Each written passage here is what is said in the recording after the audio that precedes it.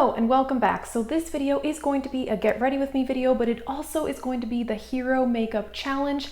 I'm pretty excited for this. This was created by Michele Wang and Karen Harris tagged me. So check them both out. I will link them in the description box below. The point of this is to pick out different products that are the hero of each brand, like their best or most well-known product. And also you cannot repeat brands, which that's the part that's going to be a little bit hard because certain brands are definitely known for multiple type products. So anyway, let's just get into it. I do my eyeshadow first, and I only have one eyeshadow primer, the Milani one, and I would say I do think they are well known for this product. I think it's an amazing eyeshadow primer. Not that many people are using these traditional clear primers anymore. A lot of people use concealer, but that does not work for me because I have very oily eyelids. And yeah, I think this is amazing. As far as eyeshadow, that was very hard because a lot of brands are extremely well known for their eyeshadow palettes because that's what's popular on the market. But I decided to go with Juvia's Place because their hero product definitely are their eyeshadow palettes, although now they do have foundation and highlighters and all that kind of stuff. But anyway, I do think they are quite good. So I'm going with the Douce palette today. This is a pretty popular palette by them. I'm going to set my primer with this color. I want to create a pink look with, I think, these three colors. So I'm going to start with the lighter pink. I've been so into pink eyeshadow lately. It's my absolute favorite. I'm gonna go into this rosy pink here. This is a really, really pretty color. I feel like it's actually kind of unique also. Definitely not something I see a lot.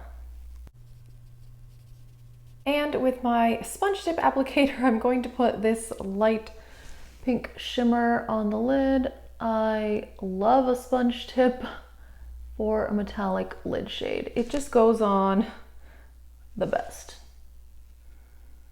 I mean, the Juvia's Place metallics are so intense, so foiled. You don't need to spray your brush. I mean, you can, I sometimes do, but today I'm not doing it. All right, I'm just gonna blend out the crease again. I combined both of the matte pinks on my brush. All right, so that is it. As far as the brow bone highlight, this one is not light enough, so I'm just gonna grab something else. I'm using the Too Faced chocolate bar. As far as face primer, I only have one and it is by e.l.f. I definitely would not say this is their hero product, but I think it is very good, so we'll just not count this category. For foundation, I went with the Too Faced Born This Way. I really think that this is a hero product for Too Faced. They are very well known for this foundation. They used to be very well known for eyeshadow, but I feel like people are kind of over the Too Faced eyeshadow palettes, and I still see a lot of people raving about this foundation. I personally really like it.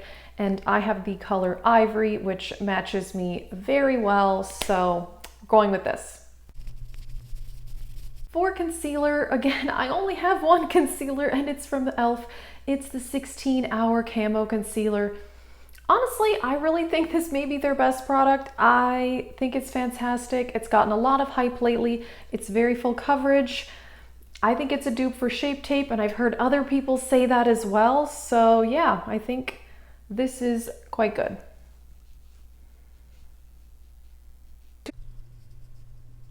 I feel like the Too Faced foundation and the e.l.f. concealer are both really high coverage. So this is like a pretty high coverage look, I feel like. So face powder, I'm still not sure on that one. Let me decide. All right, for face powder, I am going with Hourglass. Their ambient lighting powders are their hero product. Very well known for this, definitely hyped up, and I do love it. So I have Diffused Light, which is a very sheer yellow powder, and I like to use this as a face setting powder. It doesn't really give much coverage, but it's a really nice finish. This definitely like somewhat mattifies down the foundation, but it doesn't, you know, add a lot of coverage, and it doesn't look powdery. It's just really natural, and I love this as a face powder. For under eye powder, I only have one, and it's the Lancome Absolu. I haven't tried that many things from Lancome. I have tried their primer. I do like it, but this powder is quite nice. It is so finely milled, and it has a light pink color, which why it works for my under eyes. But this is pretty much the same as the Bare Minerals Mineral Veil. So yeah, this is a great product, but so is the Mineral Veil. When I run out of this, I'll probably get the Bare Minerals because it's way cheaper. For bronzer, I feel like I have to go with the Marc Jacobs. This is the Tantastic one. They are very well known for this bronzer, and it was initially limited edition and it sold out and people were raving about it. And then it came back like a year later and I bought it the second time that it came out. I waited a long time for this bronzer and it is really good. So it's kind of like a light warm bronzer. I mean, this is not that revolutionary, but I think part of it is the luxurious experience of the packaging and, you know, that it's like a more designer brand. I think it's okay to go for a luxurious experience every once in a while, as long as the product is still good, of course, which this is. It blends out really nicely. I was not too sure what I was gonna pick for blush, but I ended up going with MAC. I feel like these are the first high-end blushes that I ever tried, and they are very well known for their blushes. Maybe they're more well known for their lipstick and eyeshadow. I'm not sure, but I think MAC blushes are amazing, and it's definitely, you know, it's not hyped up like it used to be. Several years ago, MAC is all that people talked about, but I still think, I hear people talk about their blush. This is a limited edition Mariah Carey one in You've Got Me Feeling. It's a pink, and I figure this will work with my eye look. Alrighty, for highlighter, I have to go with Ofra. I really think they are best known for their highlighters, and they are very, very good.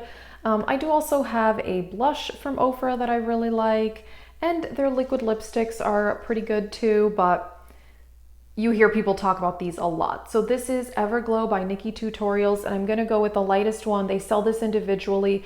This one is Glazed Donut. This is so intense, like seriously the smallest amount, and yeah, it's like already too much. It's crazy.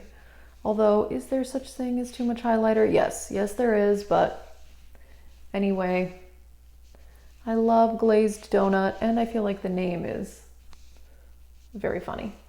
I think I sometimes do to just like get it all to blend together is stamp on my beauty sponge. I don't put any extra product or anything, but it kind of helps even it out a little bit. For the lower lash line, I'm going to just go with the dark brown from the Douce palette. For brows, I'm going to use my Anastasia brow powder. Anastasia is known for many products, but they started with brows, so that's kind of why I wanted to go with this. I was also thinking of using the Glow Kit because those kind of really increase their popularity, plus their eyeshadow palettes are extremely popular, but they started with eyebrows, so I'm going with that, and my color is medium brown. I just mix both colors together.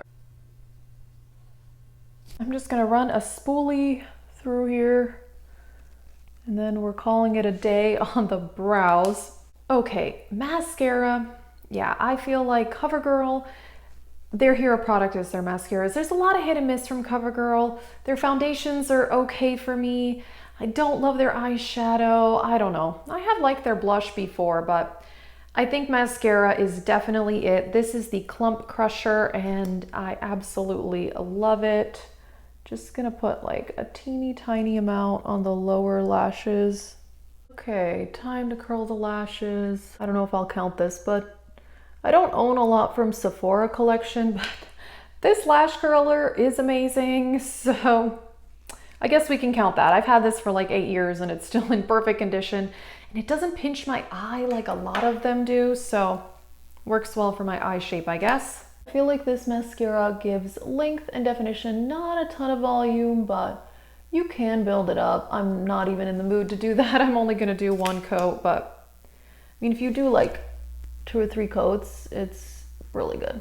For lips, I debated this one a little bit, but I'm going with ColourPop. This is their Luxe lipstick. I love ColourPop eyeshadows too, So I was debating ColourPop eyeshadows versus ColourPop lip products, but I decided because I picked a Juvia's Place for the eyes, ColourPop for the lips. This is one of the Disney lipsticks in Cinderella. This is quite pink.